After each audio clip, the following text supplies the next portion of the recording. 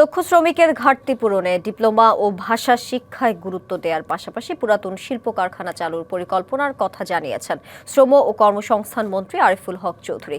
সিলেটে আঞ্চলিক দক্ষতা উদ্ভাবন প্রতিযোগিতায় এসব কথা বলেন তিনি। আরও বলেন, দেশকে সামনের দিকে এগিয়ে নিতে কারিগরি শিক্ষার বিকল্প নেই।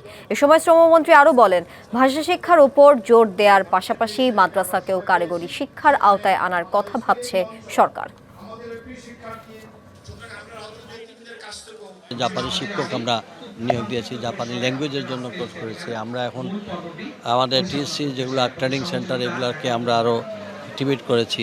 সব ধরনের চেষ্টা চালাচ্ছে যেভাবে আমাদের এই কারিগরি প্রশিক্ষণ কেন্দ্র করে যত তাড়াতাড়ি আমাদের ছেলে মেয়েদেরকে প্রশিক্ষিত করে আমরা শ্রমবাজারটাকে আমরা একটু স্ট্যান্ডার্ড করতে চাই।